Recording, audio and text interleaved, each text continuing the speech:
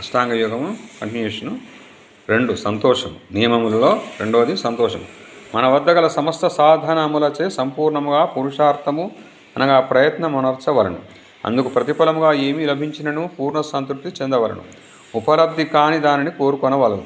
అనగా మన పురుషార్థము పరమాత్మ కృపచే మనకు లభించిన దానిని తిరస్కరించుట మరియు ప్రాప్తించని దానికి ఆశపడకుండునదియే సంతోషం. మహర్షి వ్యాసుడు.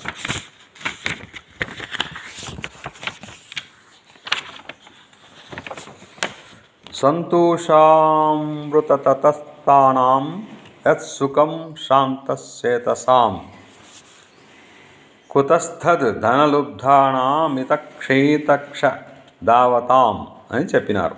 సంతోష రూపమగు అమృతమును పానమునర్చుట వల్ల తృప్తి చెందిన శాంతచిత్తుడగు మనుషునకు ఏ ఆత్మిక మరియు ఆర్థిక సుఖము లభించగలదో అట్టిది ధన వైభవముల వ్యాకులత్వములో పడి అటునిటు భ్రమపడి తిరుగుచుండున వాని వాడికి ఎప్పుడునూ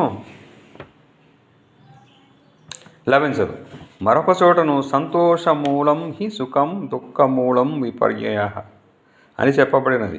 అనగా సుఖము యొక్క మూలాధారము సంతోషము, ఇందుకు తృష్ణ, లాలసత దుఃఖమునకు మూలమై ఉన్నది. ఋషివర్యులు ఉపనిషత్తులో నా విత్తేన తర్పణీయో మనుష్య అని చెప్పినాడు. అనగా ధనము ద్వారా మనుషులకు ఎప్పుడూ తృప్తి ఉండును. కావున సాధకులు పూర్ణ పురుషార్థమనర్చును. దానికి ప్రతిఫలముగా పరమేశ్వరుడు తన న్యాయ వ్యవస్థను అనుసరించి ఏది ప్రధానమనర్చునో దాని నుండి అపూర్ణ సంతుష్టి నొందవలను. మన అవసరము పాత్రత యోగ్యత నెరిగి అధికముగానే ప్రతిఫలముగా మనకు రూపము, యవ్వనము, ధన సమృద్ధి మరియు సకల వైభవములను పరమేశ్వరుడు ప్రసాదించుచున్నాడని ఎప్పుడూ మరవరాదు. మరవరాదు. ఇప్పుడు తపము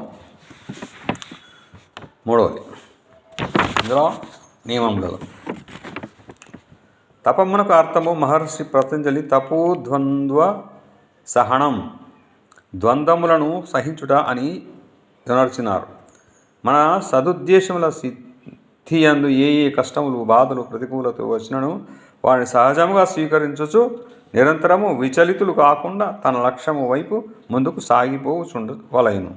మహాభారతం మందును యక్షుడు ప్రశ్నను అడుగుచు యుధిష్ఠిరునితో తపస్ కిం లక్షణం అని ప్రశ్నించినప్పుడు యుధిష్ఠిరుడు తపస్వధర్మ వర్తితం అనగా, ఓ యక్షకుడా, కర్తపాలనములో ఎట్టి బాధలు వచ్చినను వారిని సహించుచు నిరంతరము తమ స్వధర్మమును పాలించుటే తపం. ఈ ద్వంద్వములేవి అనగా ఆకలి దప్పులు, శీతోష్ణములు, సుఖదుఖములు, లాభనష్టములు, మానవమానములు, దిందాస్తుతులు, సత్కార తిరస్కారములు, జయాపజయములు మున్నగునవి. ఈ ప్రతికూలమన్నిటి యందును సమముగా నుండుటయే తపము. కానీ అగ్ని మధ్యన నిలుచుట, అగ్ని గుండములతో నడచుట, ఒంటికాల్పై నిలిచి శరీరములకు కష్టము కలిగించుటయనునవి తపము కానే కాదు. నెక్స్ట్ స్వాధ్యాయము.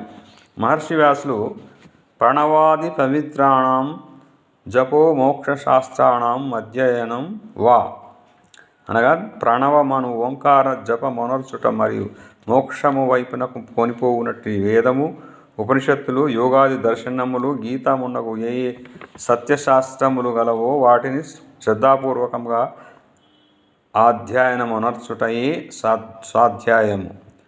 మనం ఒకవేళ ఈ స్వాధ్యాయ శబ్దముపై శాబ్దిక దృష్టితో ఆలోచించినచో దీనికి 2 ముఖ్యార్థములు కలవు. అధ్యయనం, స్వాధ్యాయ అనగా ఉత్తమ అధ్యయనము, ఋషులు ప్రతిపాదించిన సత్శాస్త్రములను పూర్ణ శ్రద్ధ మరియు విశ్వాసముతో అధ్యయనమొనర్చుట. ఉత్తమ గ్రంథముల సధ్యయనమొనర్చుట వల్ల మన ఆలోచనలు, సంస్కారంలో పవిత్రత, దివ్యత్వము మరియు దృఢత్వములు కలుగును. ఆలోచనల పవిత్రత మరియు దృఢత్వములు చెందిన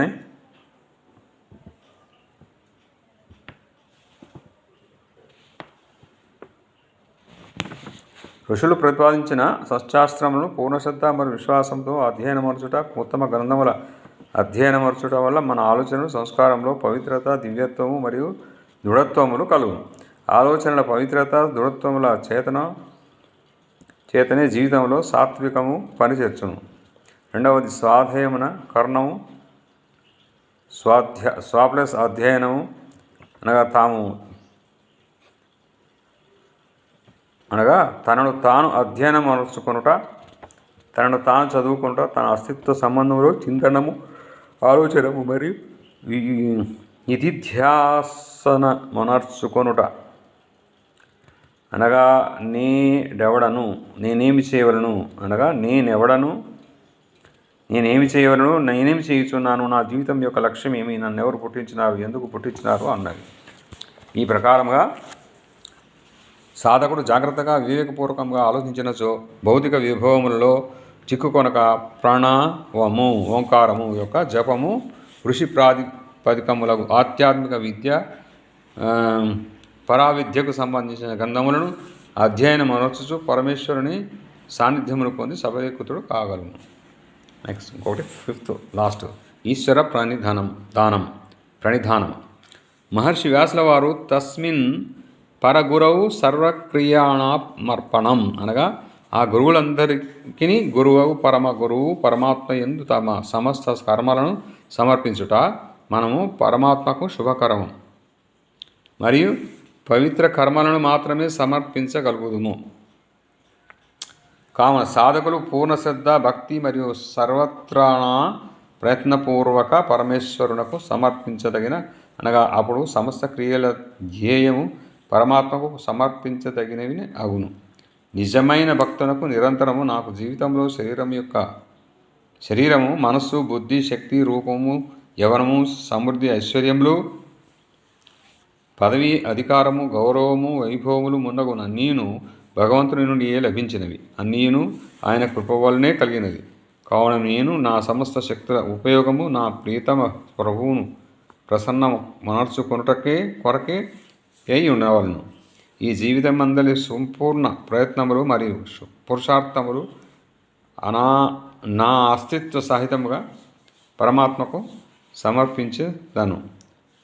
ఆమె దృఢముగా సంకల్పం కలగగలదు. అట్టి భక్తులు మాత్రమే భగవాను కృప మరియు ఈశ్వరీయ అమృతము నిరంతరము వర్షించుచుండగలదు. అది సర్వాత్మానం ఈశ్వరుని ఎడ సమర్పితము కాగలదు. నెక్స్ట్ యమ నియమంలో కలుగు బాధలు ఏంటో నెక్స్ట్ వీడియోలో చూద్దాం.